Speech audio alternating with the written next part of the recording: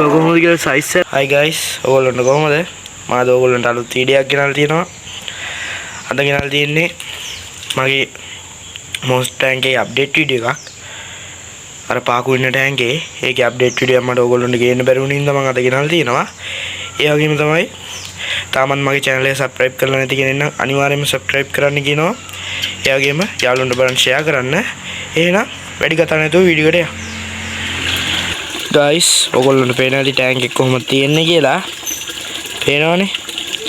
මාළුවා එහෙම ඉන්නවා ඇක්ටිව් එකේ. එයා මාරම ඇග්‍රෙසිව්. කොහොමද මම එයාව තනියම හදන්නේ? මෙයා ගොඩක් ඇග්‍රෙසිව් හින්දා. මෙයාගේ දැඟලිල්ල වැඩි. පේනවනේ? මේ ඔයගොල්ලන්ට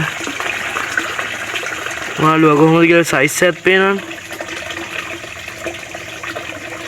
වතුර නම් කොළ පාටලා තියෙන guys ඒක ගණන් ගන්න එපා. UV light එක නැති හින්දා ඉතින් කොළ පාට වෙන එක නවත්තන්න බෑ. තේරෙනවනේ පාකු ඔයගොල්ලන්ට. මේ කලර්ස් එහෙම හොඳටම තියෙනවා. black color එකකින් ඉතින් තව වැඩි වෙන්න ටික කාලයක් යනවා.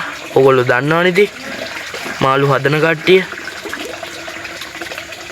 මේ පේනවනේ.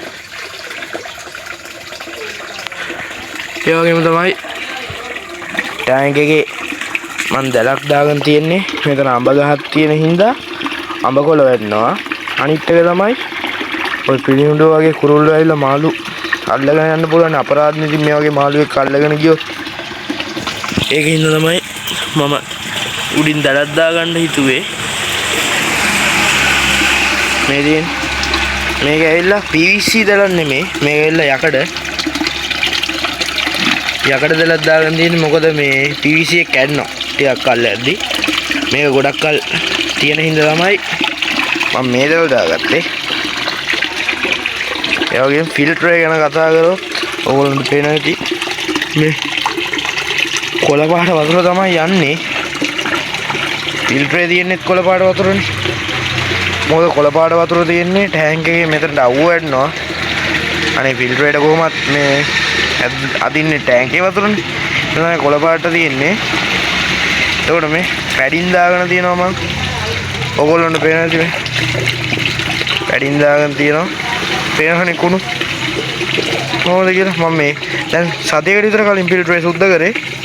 පැඩින් දාගෙන තියෙනවා මේ කුණු ඇවිස්සුනා. මේ පැඩින් දාගෙන තියෙනවා මොකද මේ හොඳට ෆිල්ටර් වෙන්න. උඩින්ම තමයි පැඩින් දාගෙන තියෙන්නේ. ඊට පස්සේ යටින් සෙරමික් රින්ග්ස් දාගෙන තියෙනවා. සෙරමික් රින්ග්ස් උළු කැට කෑලි. ආයි යටින්ම ස්පොන්ජ් ලේ එකක් තියෙනවා. නිකන් නෝමල් ස්පොන්ජ් එක. ආයි මේ දාගෙන තියෙනවා කබොක් ගලක්. මේ පේනවද? ලොක් කබොක් ගලක් දාගෙන තියෙනවා.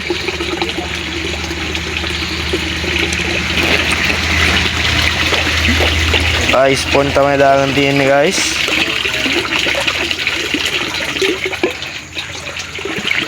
පොඩක් මං ස්පොන්ජ් උඩ එනකොට ඔය කබොක් ගල් එහෙම දාගෙන තියෙනවා. ලොකු උළු කැට කෑලිත් දාගෙන තියෙනවා. පොඩ ස්පොන්ජ් ටික නැත්තම් උඩ එනවා. එතකොට පම්ප් එක ඕගොල්ලන්ට පෙන්වන්න බෑ. පම්ප් එක ඇවිල්ලා පැය ලීටර 1200 කරන පම්පයක් දාගෙන තියෙන. මොකද නැත්තම් මේ ටැංක් එකට මදි හොඳට ෆිල්ටර් වෙන්න. ඒ වගේම තමයි ටැංක් එක ගැන ඉතින් වැඩි විස්තරයක් නෑ කතා කරන්න. ඔහොම තමයි අප්ඩේට්ස් ටික. ඒ කියන්නේ දැලක් දාගෙන තියෙනවා. ආයි ෆිල්ටර් එකක් හදාගත්තා. DIY ෆිල්ටර් එකක්. බකට් ෆිල්ටර් එකක් හදාගෙන තියෙන්නේ. ඔහොම තමයි ඉතින් ටැංකිය ගැන කතා කරන්න තියෙන්නේ. වැඩිය නෑ. මං හිතාගෙන ඉන්නවා guys ස්පොටඩ් ගා කෙනෙක් ගේන්න. ස්පොටඩ් ගා පැටියෙක්. ඕගොල්ලෝ කියන්න කමෙන්ට් කරන්න ස්පොටඩ් ගා හොඳයිද කියලා. හොඳයි නම් මං අනිවාර්යෙන් ගේනවා ස්පොටඩ් ගා පැටියෙක්. මට ගේන්න හිතනවා. මම දැන් තව ටැංක් එකක් හදන්නත් අදහසක් තියෙනවා. බලමු ඉස්සරහට ගොඩක් අප්ඩේට්ස් වීඩියෝ එයි. ටැංක් අලුත් වෙන වීඩියෝ අදහස් ටිකක් තියෙනවා. බලමු ඒව කරන්න. අනිවාර්යෙන් guys තව මාල් ටිකක් ගේන්න ඕනේ. මොකද දැන් RTDCටත් ඉඩ මදි අර ටැංක් එක ඉන්න එක. ඒකින්ද ටැංක් එකක් හදන්නත් ඕනේ. අනිවාර්යෙන්ම අපි ටැංක් එකක් හදමු. ඒ වගේම තමයි දැන් පාකුත් හිටියා. දැන් පාකු නැහැ. යන්න දියා ගොඩක් මිනි ෆිල්ටර් එක තමයි. ඉතින් ටැංකියේ ගොඩක් දේවල් ඉතින් කියන්න නෑ ඔයගොල්ලන්ට. ෆිල්ටරය හදාගත්තා.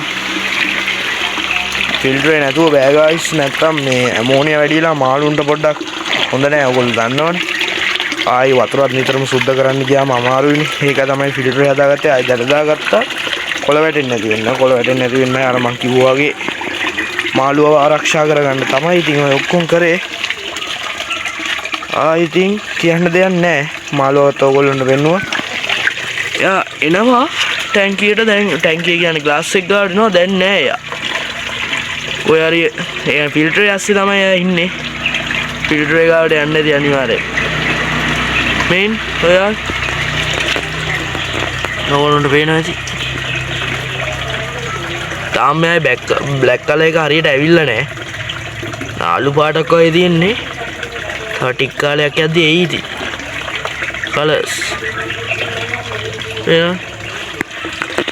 එහෙනම් මම අද මේ වීඩියෝ එක මෙතනින් නවත්තනවා. අලුත් වීඩියෝෙන් හම්බෙමු.